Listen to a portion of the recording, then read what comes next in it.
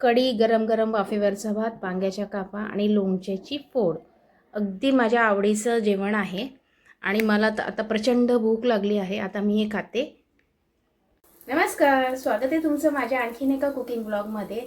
आज मी ना माझ्या आवडीचं जेवण बनवणार आहे. तुम्ही म्हणाल तुझ्या आवडीचं म्हणजे काय? तर नेहमी आपण नवऱ्याच्या, मुलाच्या, सासू सासऱ्यांच्या, धीराच्या, नंदाच्या यांच्या सगळ्यांच्या आवडीचं जेवण बनवतो, पण आपल्या आवडीचं जेवण कधीच बनवत नाही. आज म्हटलं ह्यांचा डबा नव्हता म्हणून म्हटलं आज मी माझ्या आवडीचं जेवण बनवते. आणि माझ्या आवडीचं जेवण म्हणजे काय? कढी, गरम गरम वाफेवरचा भात आणि वांग्याची काप आणि त्याच्यासोबत लोणचं.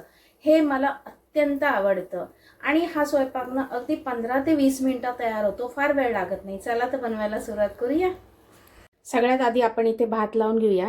तर मी हा एक पेला तांदूळ घेतला आहे. हा बासमती तांदूळ आहे. तुम्ही साधा तांदूळ वापरला तरी चालेल, पण मला बासमती तांदूळ आवडतो म्हणून मी हा बासमती तांदूळ घेतलाय. आता हा स्वच्छ धुते आणि त्यानंतर मी हा नुसताच लावणार आहे, वाफेवरती शिजवणार आहे. तुम्ही कुकरला लावला तरी चालेल, पण मला हा असाच आवडतो म्हणून मी हा असाच लावणार आहे.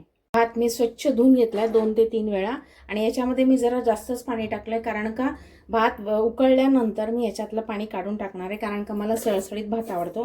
कारण का मी माझ्या आवडीचं जेवण बनवते, त्यामुळे मी माझ्या आवडीनेच करणार आहे. तर याच्यामध्ये थोडंसं मीठ टाकते, त्यानंतर थोडंसं तूप टाकते. मला तूप आवडतं याच्यामध्ये भातामध्ये म्हणून.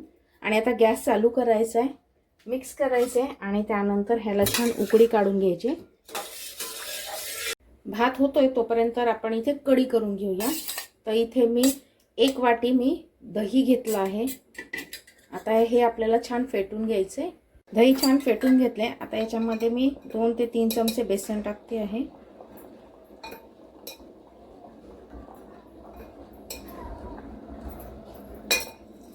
मिक्स करायचे परत. याच्या गुठळ्या अजिबात झाल्या नाही पाहिजे. त्यानंतर आपण याच्यामध्ये पाणी टाकणार आहे. भात मी छान 70 ते 80% शिजवून घेतलाय, बघू शकता. आपण जसं जिरा राईसला किंवा बिर्याणीला भात शिजवतो ना, त्याच पद्धतीने हा भात शिजवून घ्यायचा आहे. मला मोस्टली सळसळीत भातच आवडतो, मऊ भात आवडत नाही. आता याच्यातलं थोडंसं पाणी मी काढून टाकते आणि थोडंसं ठेवते. भातातलं पाणी काढून घेतलं आहे, पूर्ण काढलं नाही, थोडंसं पाणी ठेवलं आहे. आता ह्याच्यावरती झाकण ठेवायचं आणि 5 मिनिटं ह्याला वाफ काढून घ्यायची. भात वाफेवरती ठेवला आहे. आता कढी करायला घेऊया. मी कढईमध्ये 2 चमचे तेल गरम करण्यासाठी ठेवले. आता बेसन आणि दही छान फेटून घेतले. आता याच्यामध्ये पाणी टाकून घ्यायचे. जर आधीच पाणी टाकलं आणि मग बेसन टाकलं तर त्याच्या गुठळ्या तयार होतात, म्हणून आधी दही आणि बेसन छान मिक्स करून घ्यायचं आणि त्याच्यानंतरच त्याच्यामध्ये पाणी टाकायचं आहे. मी आता सध्या अर्धा ग्लास पाणी टाकलं आहे. गरज वाटली तर आणखीन टाकेन. आणखीन याच्यामध्ये अर्धा ग्लास पाणी टाकलं. आता ह्याच्यामध्येच पाव चमचा हळद टाकून घेऊया. त्यानंतर थोडीशी साखर, 2 चिमटी साखर टाकली आहे मी. मिक्स करायचं आहे. कढीच्या फोडणीसाठी मी इथे 4 मिरच्या घेतल्यात. मला कढी थोडी तिखटच आवडते म्हणून मी 4 मिरच्या अशा कट करून घेतल्यात. अगदी तिखट आहेत या. त्यानंतर कढीपत्ता घेतलाय आणि 3 लसूण अख्खेच घेतल्या, म्हणजे सालं काढलेली नाही आहेत. हे आपल्याला ठेचून घालायचं आहे. त्यानंतर मोहरी, हिंग लागणार आहे. तेल छान तापले. आता याच्यामध्ये अर्धा चमचा राई टाकायची आहे. राई छान तडतडली पाहिजे की मग याच्यामध्ये लसूण जाईल. लसूण पण छान फुलला पाहिजे, म्हणजे थोडासा लालसर झाला पाहिजे. इतपतच आपल्याला हा परतून घ्यायचा. त्यानंतर याच्यामध्ये मिरची आणि कढीपत्ता सुद्धा टाकून घ्यायचा, म्हणजे सगळं एकत्रच फोडणी बसेल याची. त्याच्याऐवजी आलं लसूणची पेस्ट टाकली तरी चालेल, पण मला कढी अशी आवडते कारण का मी माझ्या पद्धतीने आणि माझ्या आवडीची कढी करते आहे, त्यामुळे मी असंच टाकलं. त्यानंतर पाव चमचा हिंग. हिंग पण छान फुललं पाहिजे. लसूण पण छान लाल झालाय, मिरच्या पण छान फुलल्यात. आता आपण याच्यामध्ये हे जे बेसन आणि दही एकत्र करून घेतले ते टाकून घ्यायचे. गॅसची फ्लेम लोच ठेवली आहे. छान अशी खमंग फोडणी बसली. मिक्स करायचे. मी मीठ अजूनपर्यंत ह्याच्यात टाकलेलं नाही आहे. कढी शिजत आली का मगच आपण याच्यामध्ये मीठ टाकणार. आधी टाकली तर कढी फाटून जाते, म्हणून मग मी याच्यामध्ये मीठ अजूनपर्यंत टाकलेलं नाही आहे. आता याला छान उकळी काढून घ्यायची. कढीला छान उकळी आली आहे. आता याच्यामध्ये कोथिंबीर टाकून घेऊया आणि आता मीठ टाकायचं आहे. मीठ अगदी शेवटी टाकायचं आहे. चवीनुसार मीठ मिक्स करायचं आहे आणि 1 सेकंदभर छान उकळी काढून घ्यायची आणि त्यानंतर गॅस बंद करायचा आहे. कढी मस्त अशी तयार आहे. भात सुद्धा तयार आहे.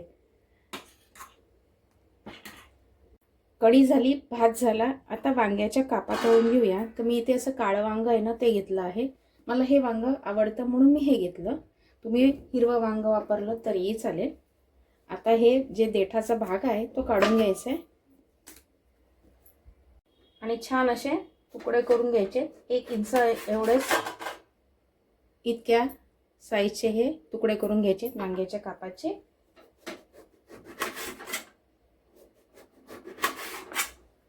वांग छान कट करून घेतले. या वांग्याला लावण्यासाठी एक मसाला तयार करूया. तर मी इथे अर्धा चमचा गरम मसाला घेते. त्यानंतर 1.5 चमचा धणेपूड, 1 छोटा चमचा जिऱ्याची पूड, त्यानंतर 1 मोठा चमचा लाल तिखट. हे काश्मीरी मिरची पावडर आहे त्यामुळे मी जरा जास्तच घेतले. हा तिखट नसते. त्यानंतर ह्याच्यामध्ये थोडीशी कोथिंबीर टाकून घ्यायची. याच्यातच थोडंसं लिंबू पिळायचं आहे. थोडं आंबट तिखट छान असे चव येते. तुम्ही याच्याऐवजी आमचूर पावडर वापरली तरीही चालेल किंवा चाट मसाला वापरला तरीही चालेल. तर मीठ टाकून घ्यायचे चवीनुसार. वांग्याला पण थोडंसं मीठ लावते, जास्त नाही. याच्यामध्ये मी 1 छोटा चमचा तेल सुद्धा टाकलं आहे. आता हे मसाला आहे ना छान मिक्स करून घ्यायचा आहे. गरज वाटली तर थोडंसं पाणी टाकायचं आहे, पण गरज वाटेल मी 1 ते 2 चमचे याच्यामध्ये पाणी टाकते. मसाल्यामध्ये मी थोडंसं पाणी टाकून घेतलं आणि इतपतच पातळ असं ठेवलंय आणि मीठ लावलं होतं वांग्याला ते सुद्धा चोळून घेतले मीठ. आता एक वांग्याला आपण हा मसाला लावून घ्यायचा आहे दोन्ही बाजूनी. वांग्याला मसाला लावून घेतलाय दोन्ही बाजूनी, तुम्ही बघू शकता अशा पद्धतीने लावून घेतलाय. आणि आता पॅन मध्ये मी तेल गरम करण्यासाठी ठेवलं होतं. आता हे एक वांग्याच्या कापा याच्यामध्ये लावून घ्यायचे आणि छान दोन्ही साईडनी खरपूस अशा भाजून घ्यायच्या. बाजू छान भाजून झाली आहे. आता आपण पलटी करून घ्या आणि दुसरी बाजू पण छान भाजून घ्यायची, म्हणजे फ्राय करून घ्यायची. वांग्याच्या कापा छान फ्राय करून घेतल्यात. आता आपण काढून घेऊया. कढी, भात आणि वांग्याच्या कापा बनवून तयार आहेत. माझा आवडीचा पदार्थ. कढी, गरम गरम वाफेवरचा भात, वांग्याची काप आणि लोणचं. आता टेस्ट करून बघूया. मला तर खूप भूक लागली आहे आणि माझ्या आवडीचं जेवण आहे.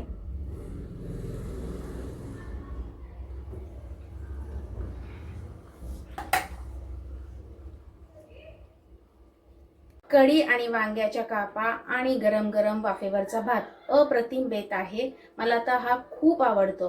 तुम्ही घरी एकदा नक्की ट्राय करा आणि कशी झाली मला कमेंट बॉक्समध्ये नक्की सांगा. कधीतरी आपल्या आवडीचं जेवण करा हो, मनाला खूप बरं वाटतं आणि समाधान मिळतं. तर कसा वाटला आजचा कुकिंग व्लॉग कमेंट करून नक्की सांगा. जर तुम्हाला माझी कुकिंग व्लॉग आवडत असतील तर लाईक नक्की करा. पुन्हा भेटूया अशा छानशा कुकिंग व्लॉग बरोबर. तोपर्यंत धन्यवाद.